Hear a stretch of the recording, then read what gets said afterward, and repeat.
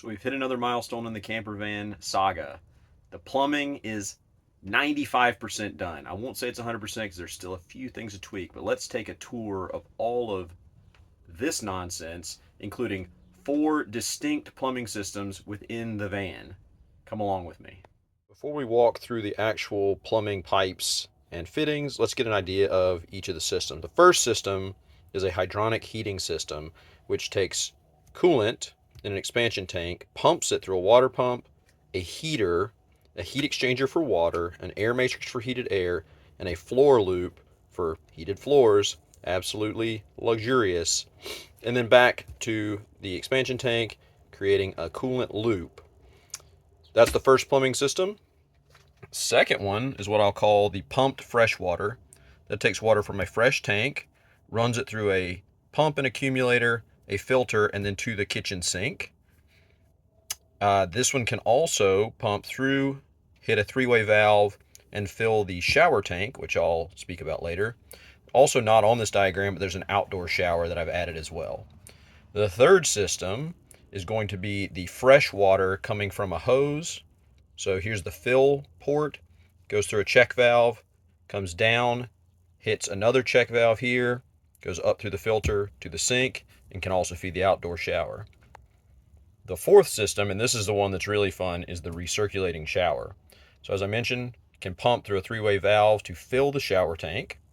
Then it will go up through the pump, the accumulator, spin down filter, 2-stage filtration, through that water heater that's heated with the hydronic system, through a hydrostatic mixing valve that's not mentioned right there, to a mixer valve for the shower, up to the shower head, down through the drain, back to the tank, completing the loop, allowing us to take endless hot showers in 3 gallons of water.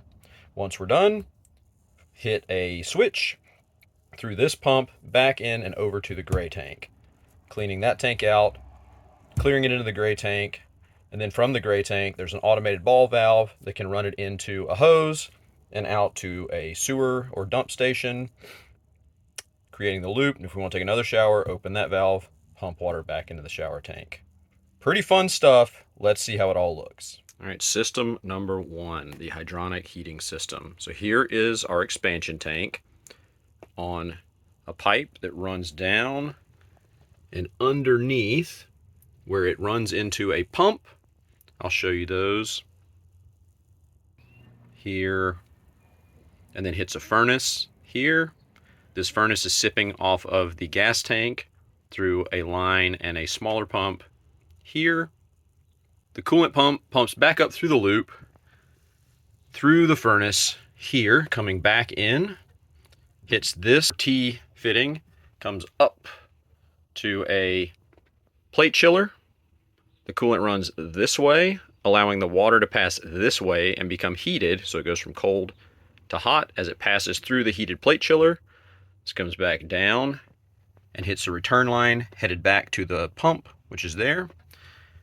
Continuing on, coming off the furnace, coming off of here, another T valve that goes into an air matrix. So in, out, pushes the coolant through here, turn a switch to blow air through these vents, creating hot air in the van. Okay, that also hits the return loop. Coming along further here, these 3-way valves here will allow the floor loop to be opened up. So if we don't need the heated floor, we just want the water, maybe the air, but we don't want the floor running, we can close it off. If we want it open, coolant will circulate through there as well. Runs through a heated PEX loop that's completely underneath the floor here in the van. Gives us heated floors, back to the return, all the way back around, back to the pump. The reason I didn't just do a single loop is because each time the coolant goes through a piece like this or like this, it loses a little bit of its heat. This is called a 2-pipe system, so it allows each one to be on its own loop, thus keeping the temperature constant.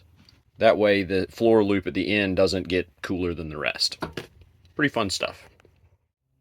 System number 2 starts with a fill spot on the outside of the van that comes in to this fitting here, which is a 1 1/4 inch barb fitting, runs down this silicone line, behind all of this, over to here, where it goes into our 30-gallon freshwater tank that's undermounted here. So this is all freshwater tank. Fills there. Has a vent right here. That braided line coming off the top of the tank. Then there's another braided line that comes off the very bottom. Hard to see, but it comes off under there, runs back through here. So this is our freshwater line down to this pump. So it's a tiny micron filter here into the pump there, into the accumulator. This helps maintain pressure so that the pump doesn't cycle on and off constantly. Coming off of there, it goes to a check valve so that when the hose is attached to the outside, water doesn't flow backwards. Up to a check valve here to this T, where it splits off and runs along the blue PEX line out to that blue outdoor shower line. Coming back here, the T goes straight forward, goes through here, follows this line along here to a cutoff valve, into a water filter, and then up to the faucet. Now there's only going to be cold water on this faucet because I did not add a second plate chiller, and I don't want to mix the shower water with our potable water. That would be gross. Okay. Additionally on this piece, this pump comes off of here and runs through a three-way valve. This is one I still need to add. So this blue line goes over to the sink and the outdoor shower. This will come down, go over and go down through this hole right here underneath and fill the 3-gallon shower tank. So when we turn this valve down, it will send water down here into the shower tank. That is the pumped freshwater system. System number 3 is the hose-fed freshwater system. So this will be self-pressurizing since the hose already has water pressure coming in. Starts outside where the hose can attach, screws into the outside fill spot, runs through a PEX fitting, through this PEX line to a check valve. Now that check valve points this way and will only allow water to flow into the system. So when the pump is on, it doesn't send water back out through that fill spot.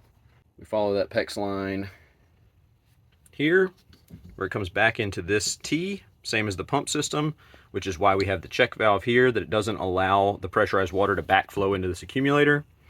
So this will go up and over.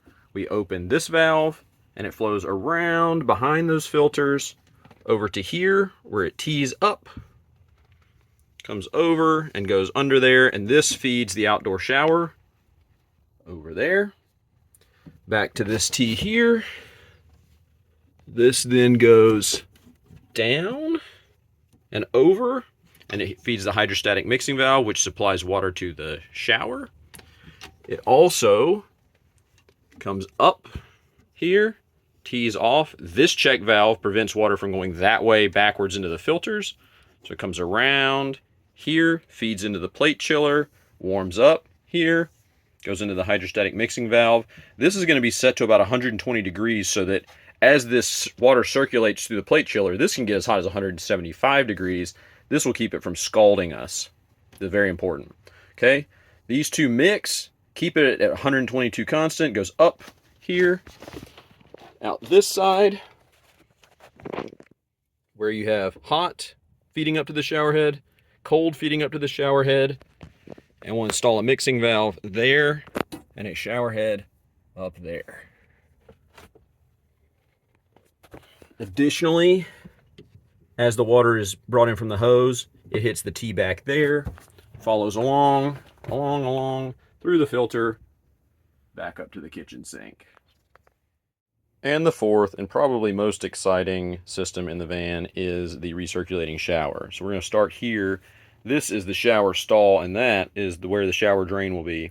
So it drains underneath into a 3-gallon tank, which is then pumped out on a PEX line that comes up right here, up and feeds into the pump. So this pump is pulling from that tank, goes up this, I'll tighten that down, goes up here, through this 3-way valve, up here, and into a spin-down filter, 2-stage filtration, through the check valve. Remember, so this prevents hose water from feeding back in. Here, back into this, to get the hot water to the hydrostatic mixing valve. Cold water feeds in there. Again, around here, up to where the shower head will be, back down to the drain to repeat the cycle.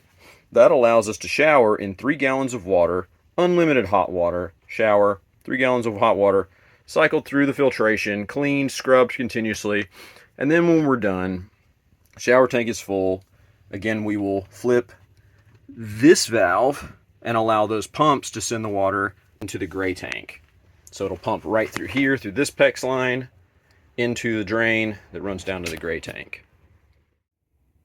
On the drain side of things, coming down under the kitchen sink, so water comes down, goes through this. This is a HEPVO valve. It is, instead of having a P-trap, which you would normally see under the sink, this has sort of like a duckbill valve that doesn't allow air to come back this way. That way we don't get any of the smells from the gray tank. So it sends water down here. This is the check valve so that when the water is pumped up out of the shower tank, it doesn't go this way and shoot up out of the sink. Check valve in line here. Keeps coming down there, goes under the van and into the gray water tank. So that's a really quick overview of my extremely complicated 4 plumbing systems that all have to kind of interact in this van. I went through that pretty quick, so if you have questions, please leave them in the comments. I'll do my best to respond to each of those. I may do a deeper dive, depending on how many questions I get, into any one of the plumbing systems, why I added check valves, why I've got ball valves, how each thing should function. So if you have those kind of questions or you want deeper dive videos, let me know.